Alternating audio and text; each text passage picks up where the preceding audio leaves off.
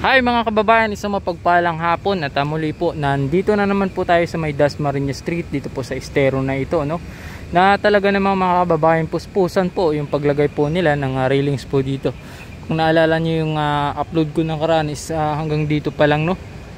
Dito pa lang yung railings na yun na ikabit. So kung nakikita po ninyo hanggang doon na po sa dulo at dito na lang sa kabila yung area yung hindi pa nalagyan ng railings mga kababayan. Doon sa may unahan is nailagyan na rin po siya, no?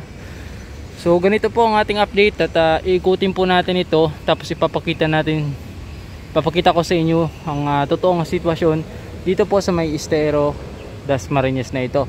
Kung dati po ay grabe yung itsura na ito, sobrang kakaiba yung itsura nito kasi dugyot, maraming barong-barong po sa gilid at syempre yung mga alam nyo na yung mga obstruction na nakakalat ho rito sa may estero. At itong tubig nga po nila dito dati is sobrang dumi at ang daming basurang lumilitaw-litaw po dito sa may area na po ito dito mga kababayan. As you can see, kitang-kita nyo po ang pinagbago ng estero na ito, no?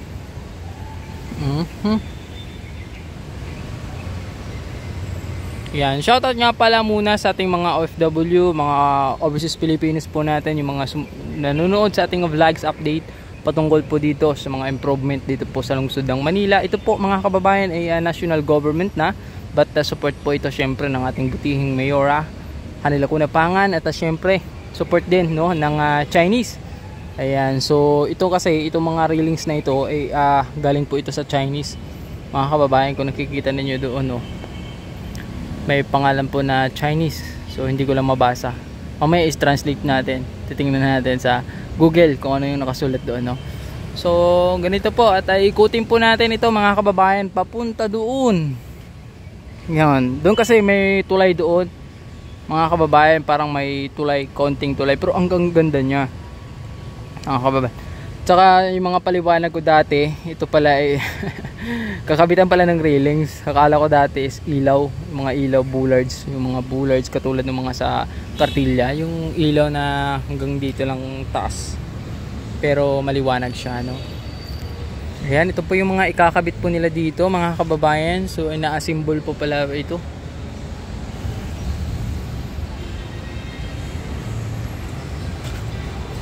Doon naman tayo, ipapakita ko sa inyo ang itsura niya, no? Ikot tayo, umpisa dito.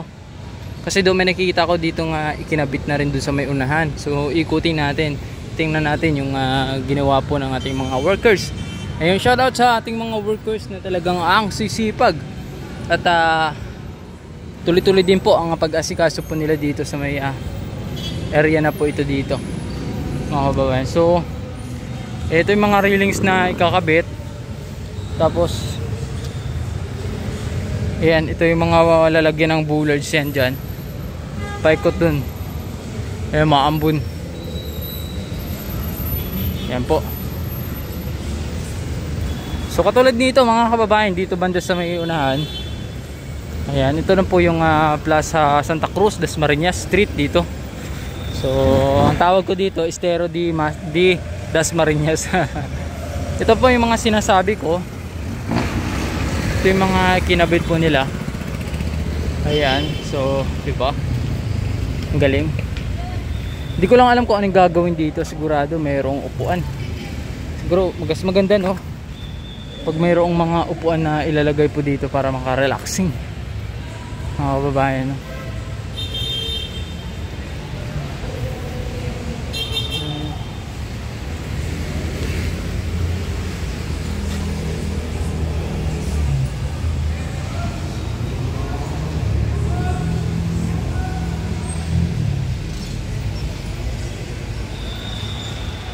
Grabe. Ayan, dito tayo. At kung makikita ninyo, ayan, doon na ilagay na po dito sa may gilid na rin. So mga kababayan, may konting storya lang ako about dito sa may estero, no? Balikan natin. Nasabi ko rin kanina bago ako mag vlog.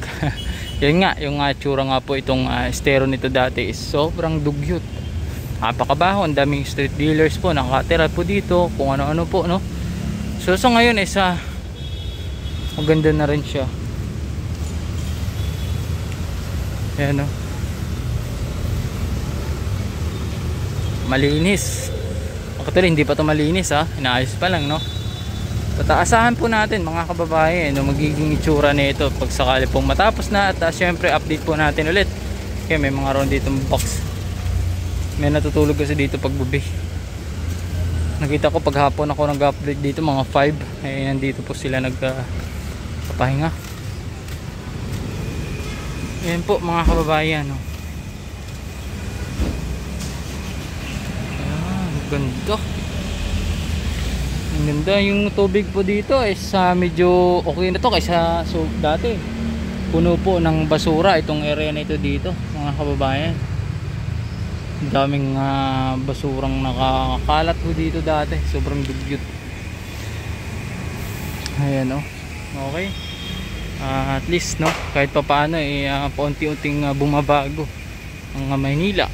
Lalo na itong mga estero na ito is buti nga mga kababayan, no, inaasikaso na nila yung mga yung mga estero na ito. Kung pabayaan mo ito ay balang araw pag hindi ito naasikaso, malamang sa malamang magiging squatter na rin tong area na ito. Okay, ito po yung tulay. May mini tulay dito. Siyempre nakasulat mga kababayan. Ayan. Yan, translate ko yan mamaya sa Google kung ano yan. Ito ang linis, ang ganda po. Wow, that's nice mga kababayan. So dito naman po sa unahan makikita po ninyo, ayan, oh. Wow, solid talaga ang paggawa nila dito.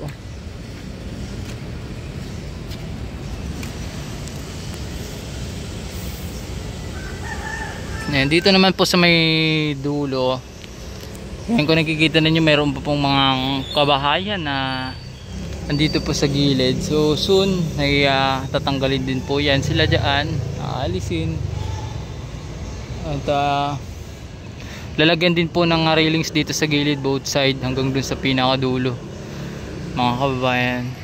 Ito yung Alonso Street.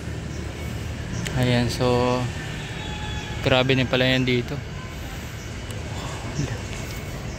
Siguro sa mga susunod, no, mga kababayan, ayusin yan pagkatapos dito sa may likod natin. Tapos ito na naman yung asikasuhin ngayon kasi sobrang dami din mga bahay dito sa gilid. May mga kalapati pa nga dito. Yan ang mga nakatambak pa dito sa gilid, oh.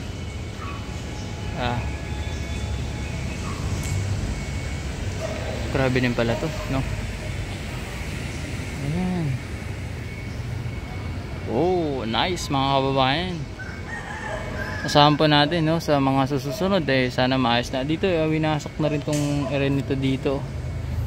Kung nakikita ninyo yan, patag na, tas wala na mga obstruction. May building kasi yan dito dati na sira, binakbak tapos winasak. Ayan. Dito naman sa unahan, ito po yung check po to. Ayan, no.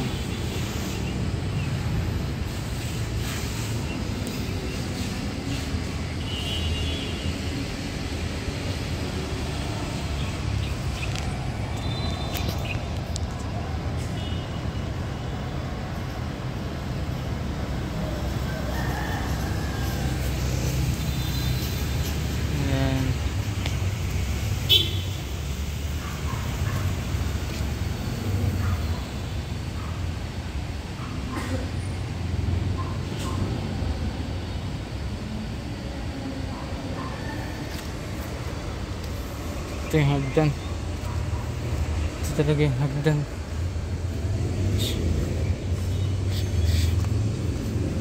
Yan. Ito mga simbolin pa lang nila ito. Nakikita nyo mayroong poste dito, oh. Ito yung mga tiles pa. May mga tiles pa nga dito. Yan po mga kababayan. So So naasahan po natin maglalagay po sila dito ng ilaw at muli update po natin kung ano man yung mga ilalagay po nila next sa gawa po nila dito. So sa ngayon kasi binabakbakan nila maglagay ng mga railings dito sa may gilid dito para safety yung mga kabataan na pumupunta dito at magsipasyal, no? So mga kababayan, don't forget to like and follow and subscribe sa ating YouTube channel, Kuya Edgar. At meron po tayong page na Kuya Edgar din. At please don't forget to like and follow and subscribe.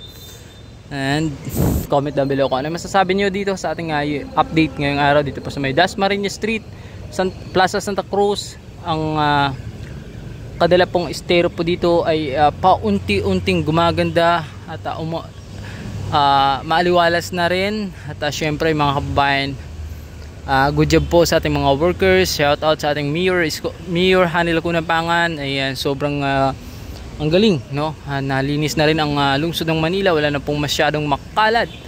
So maraming salamat sa inyo lahat, lalo na po sa ating mga viewers, ating mga subscribers, followers. Maraming salamat po sa patuloy ninyong pagsuporta po dito sa ating vlog. At mabuhay po tayo lahat. So Merry Christmas and Happy New Year mga kababayan. So that's it. Maraming salamat. See you next vlog at thank you po. So that's it.